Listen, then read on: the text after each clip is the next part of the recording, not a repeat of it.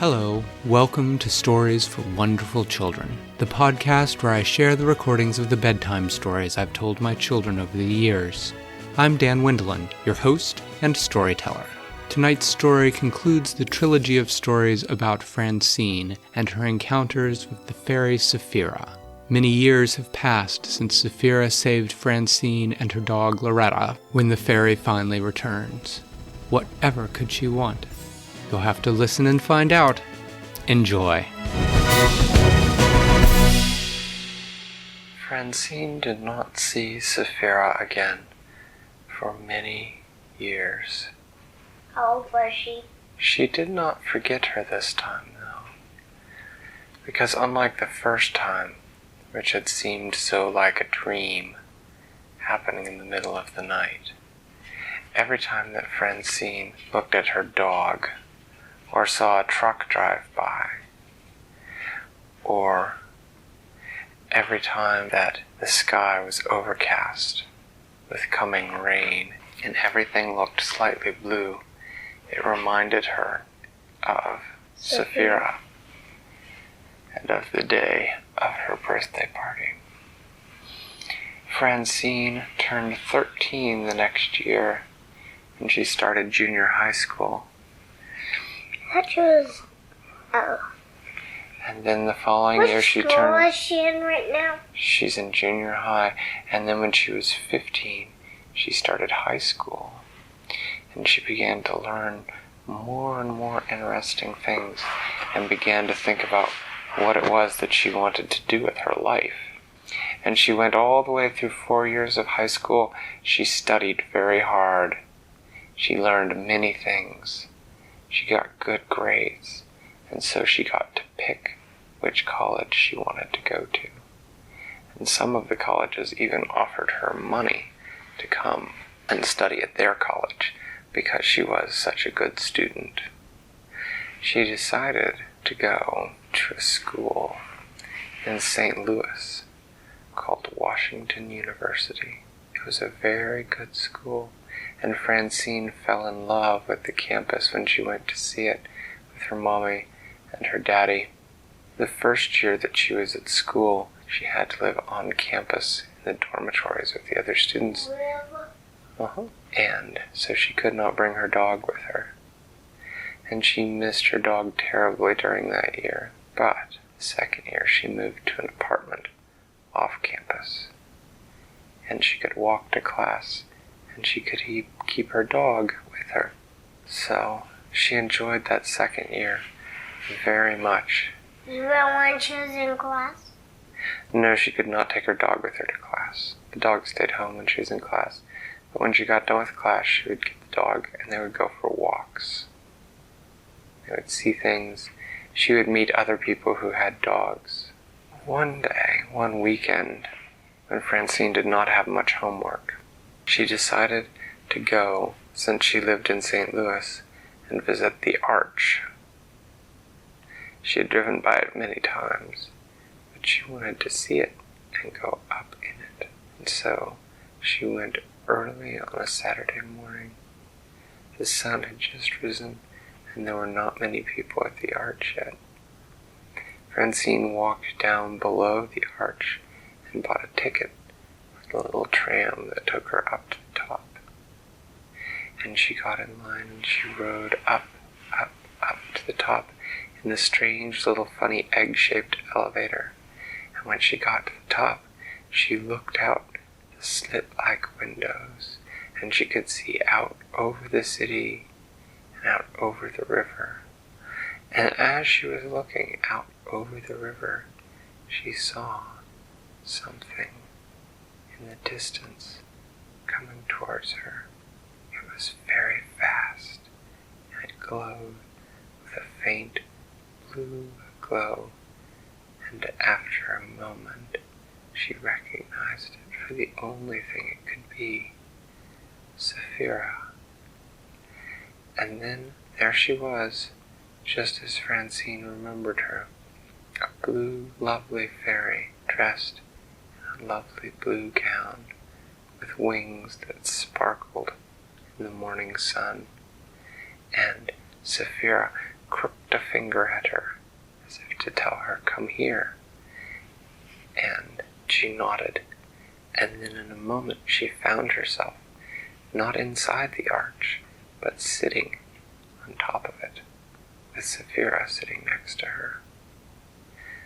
Normally, Francine would have been somewhat frightened of being on the top of a building at such great height, but somehow she knew that Saphira would take care of her, and so she sat down and looked out at the surrounding world all below her, and she turned and she said, "Why are you here, Saphira?" And Saphira said, "I've come to make you an offer, Francine." And Francine said, "What's that?" Saphira said, "It has been 8 years since your 12th birthday, and your dog is no longer a puppy. She's not old yet, but she's starting to get old." Francine nodded. She said, "They say you can't teach an old dog new tricks." which isn't actually true. You can teach an old dog new tricks. It just takes longer to learn than it does as a puppy. Francine nodded. She said, "Yes, I figure Loretta will probably live another 4 or 5 years, and then I'll have to tell her goodbye." And Saphira said, "Well, that's why I'm here. You see, we have need of a dog where I come from." Francine raised an eyebrow. She said, "You have need of a dog? Why? And where do you come from?" Saphira said, "I come from a land where there are few fairies, and where we guard an important magical treasure." And Francine said, "What is that?" Saphira said, "We guard a cup that if you drink water from it, you will never be thirsty again. You will never grow old again." She said, "As you can imagine, there are many people who would like this cup for their own, but it does not belong to any person, and no person should use it except those who truly have need." She said, "There are many things in this land. One of them was the thing that turned me into a frog and sent me to where you are the first time we met." She said, "There are enough fairies to guard this cup, but it keeps us there so that we cannot do other good things. We would like someone to help us guard it, and we think that Loretta would make an ideal guard dog." Francine shook her head. She said, "That doesn't make any sense. Loretta's just an ordinary dog. I don't know what she'd do against magical creatures. Besides, I couldn't give her up." Saphira nodded. She said, "Well, it's up to you. But if Loretta came to be with us, we would let her drink from the cup, and so she would never grow any older, and she would become more than just an ordinary dog. She would be able to help us guard the treasure against those who would misuse it." "Would I ever see her again?" said Francine.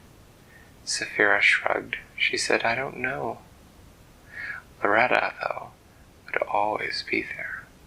Perhaps she could come and visit you, or even it's possible, I suppose, that you could come and visit her, although I do not think you are going to live a life of the hunting of magical treasures or traveling in magical lands." Francine smiled. She said, "No, the only thing magical about me is the times that we've met, Saphira. I'm actually interested in studying art." "Yes," said Saphira, "I've seen some of your drawings. They're beautiful." "Thank you," said Francine. She sort of clutched her sweater around herself. It was starting to get a little chilly out on the top of the arch. The wind was kicking up and blowing a little harder. She said, "May I think about it?" "Of course," said Saphira. "Talk to Loretta about it too, and I'll return tomorrow for your decision." "Okay," said Francine, and then she found herself again back inside the arch, staring out a window at a sparkle of blue receding quickly into the distance. She took the elevator back down and walked slowly off the grounds of the arch, thinking about the conversation she had had with Saphira. She could always get another dog, although it would never be like Loretta, of course. But if she said yes, it would mean that Loretta could do something useful. It could be strong and happy forever, and never have to grow old and die. She liked the thought of that. She took the light rail train home and went to her apartment. Loretta was there at the door, wagging her tail with her tongue hanging out, waiting to be let out of her crate. Francine snapped the leash on her, and they went for a walk. Francine talked for the whole walk, telling Loretta about the fairy, and how she had met her, and how they had both been saved by her at Francine's 12th birthday, and about how Saphira now had an offer for a place for Loretta in this world of magic that Francine did not think she would ever be a part of. Loretta just looked at her with her doggy eyes. Francine could never be sure how much she really understood.